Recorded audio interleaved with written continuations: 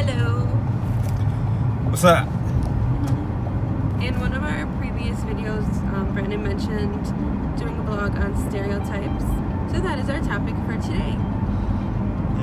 Obviously, I'm a black man, and we got a Latina woman. Yeah. So we're gonna talk about the stereotypes that comes with both of them. You should talk about like what your ethnic makeup is. I just say I'm a black American. There's some mixtures in there, but I'm a dark-skinned man who grew up in America. So. But you have Haitian roots, baby.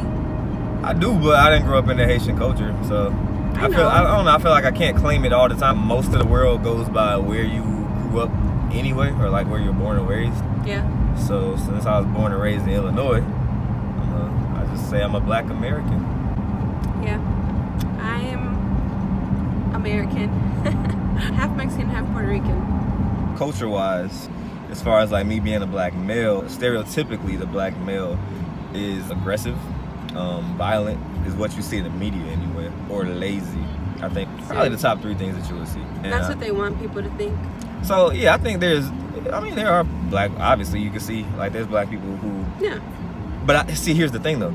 I think when the media does that, they show you mostly the urban and really the hood black person as far as the violence goes, because like in the hood you pretty much, the violence is everywhere. The media doesn't really focus on like the rural black person and the suburban black person. Well, I'm not violent, not aggressive. I have a temper every now and then. I have to be provoked for a while before I snap into that temper, and I don't really stay mad very long, so there's that. I'm not violent, like I said. I wouldn't call myself lazy. I know my parents always called me lazy growing up. You don't even like raise your voice. No, I don't like to. So and as a kid, so as a kid, I remember hearing someone say that, or it might have been a quote: "He who angers you controls you." And then I think the Bible says something about that, not letting someone provoke you to wrath. So that's two things I hung on to when I was a kid. He who angers you controls you, basically. Yeah. And I wasn't with letting somebody control me, you feel me? You're also not lazy at all, I don't think. My parents used to always call me that. Yeah, but you're not. I think what it is, I move when I want to move and in the direction that I want to go. And I don't really like people to tell me what to do. You move. Basically, yeah. You're supposed to say it just like that. For sure. So, I like to pick the direction I'm going in, pick the speed I'm going in, things like that. So I don't really like being told what to do. I think that's what it is. So like whenever they gave me chores and stuff like that, if it was stuff that either I didn't want to do or that I felt like didn't need to be done, I wasn't in a hurry to do it. So I think that's why. I feel you. Got my own vision. For me, culturally, the whole bilingual situation for me is tough because I was raised speaking English.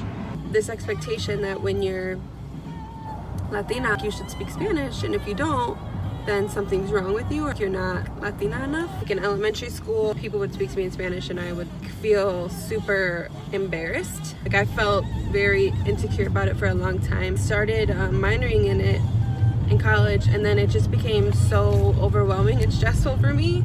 It was hard for me. Like I said, people even in my classes expected me to know it, and I worked a lot in college, so I just didn't have the time to put in. So I ended up not finishing my minor, and I did a different minor that I ended up really loving called Family Studies. Now I would say that I am about 90% fluent when it comes to understanding. When it comes to speaking, I get very nervous, so I still struggle to this day with it.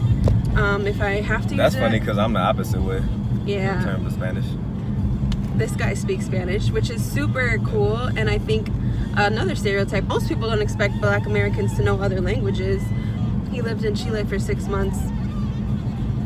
They only speak Spanish there.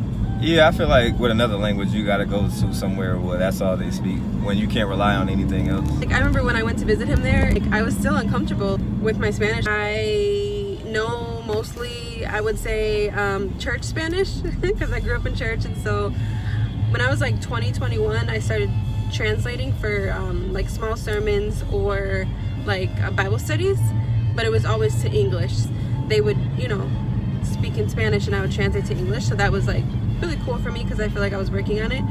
But my Spanish is a struggle.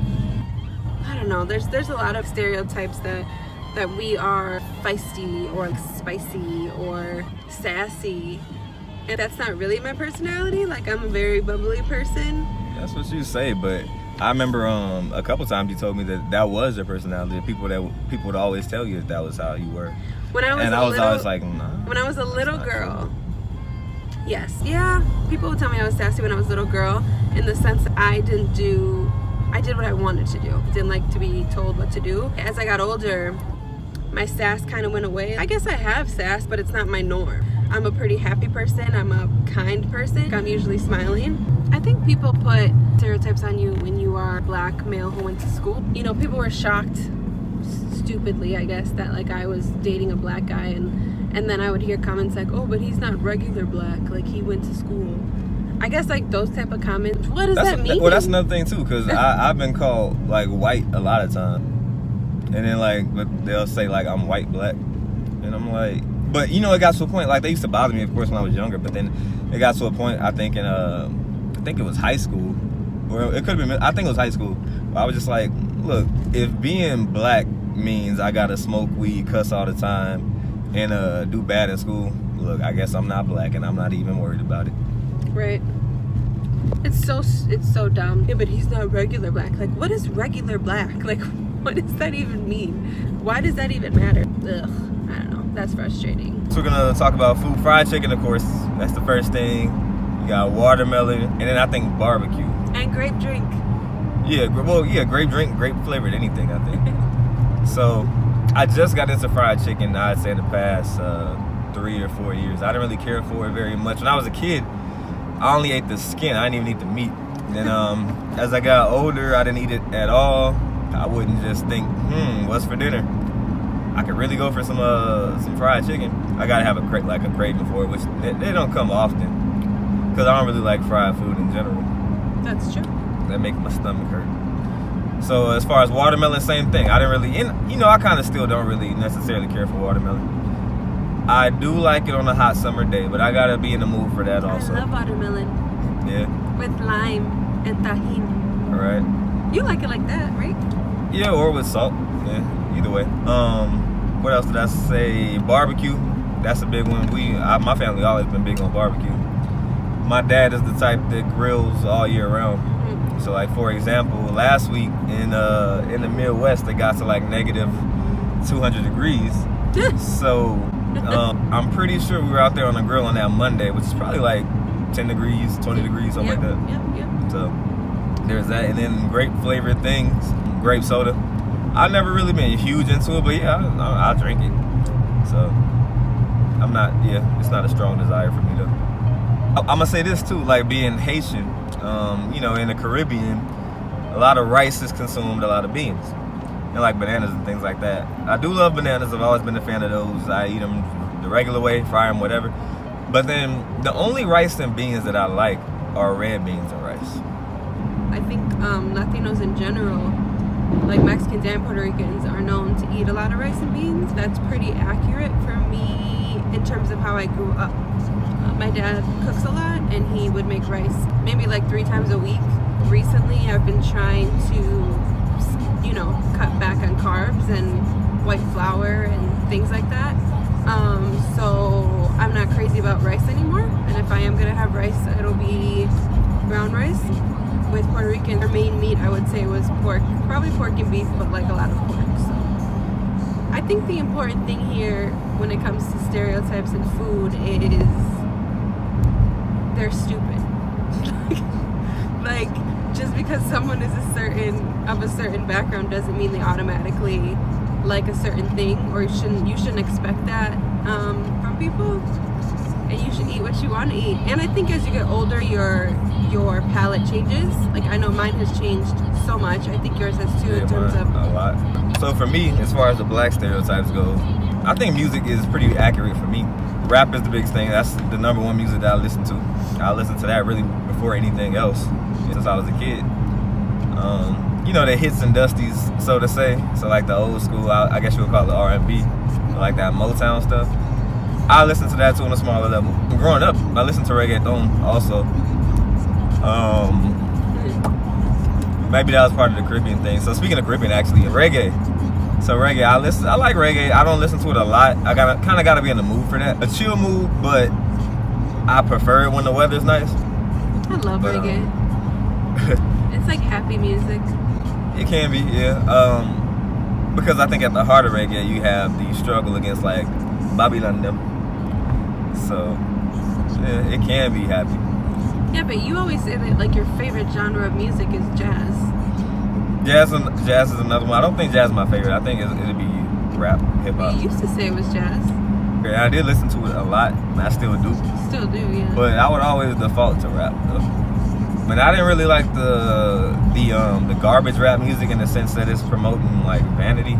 In a sense, I like rap that was actually telling a story. Like, and I didn't really care if it was a story about like gang banging, selling drugs or whatever, as long as I knew that rapper was about what they really was talking about. Cause like the hood story, you know, it's actually a real thing. I like being told a story. You got to be real about it too. Cause if you're telling me a story about a life that ain't yours, I'm not trying to hear it either. You're also really into like EDM. Yeah, EDM, house music. I think it really is. Cause there's like an electronic music that I don't like when it just sounds like random sounds, kind of like almost like dubstep. I don't really care for dubstep either. But house music is a little bit different. That's more just like straight dance music, less random noises, I feel like. So, and that's also, I think, part of being from Chicago because house music was real popular here, especially in the 90s and like before that. Yeah, I think it's a really big stereotype that like black males wouldn't like house music, or like you even like alternative music. Like I was surprised to hear that Loosely, you were yeah. like a fan of Paramore. Yeah. Like I don't think people would expect that. Right. Well, you know, and that's the only really alternative Is it? group that I could really say that I'm a fan of. So Okay. starting to like country music a little bit. It started with Kane Brown and Sam Hunt. He put me on to Kane Brown. Latinos, like we only listen to Spanish music, supposedly. Oh, and speaking of that, I'm a big fan of cumbia now too. Yeah. I say I like that more than like salsa, actually.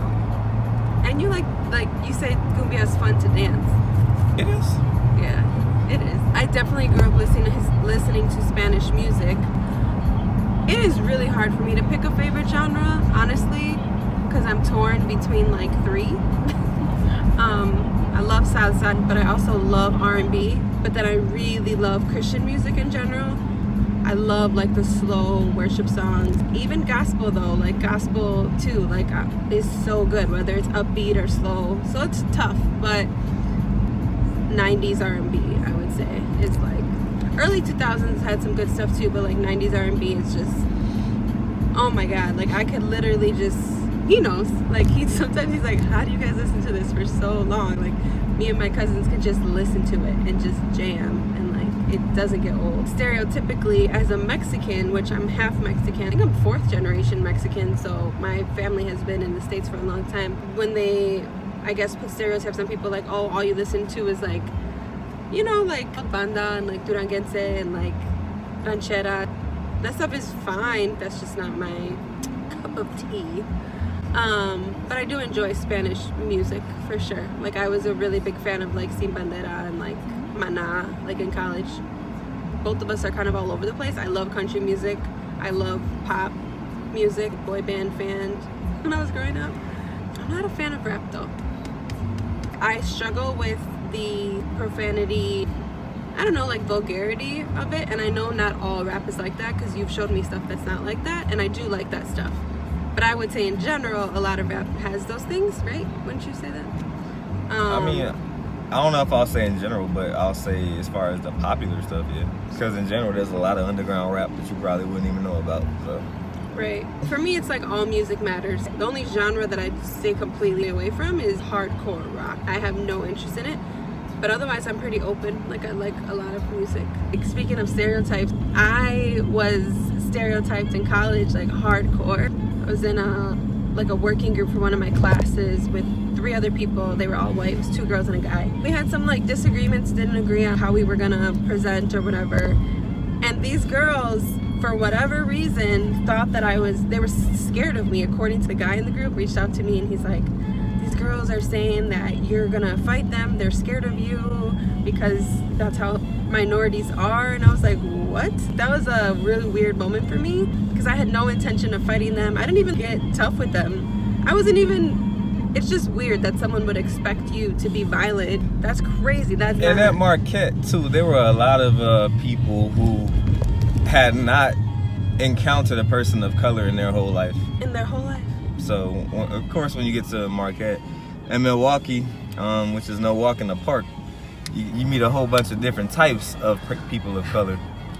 And so yeah, I didn't even know that was a thing. Like, we went to Marquette, and if you don't know, Marquette's a predominantly white institution. It's a private Catholic school.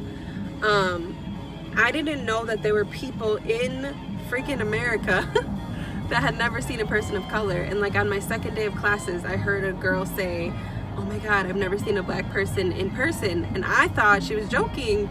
And then her friend was like, "Are you serious?" She's like, "Yeah, I've only seen him on TV." And she was like, "Where do you live?" And she lived in some like small town, Wisconsin. Crazy. Every institution is predominantly white, unless you're at the HBCU.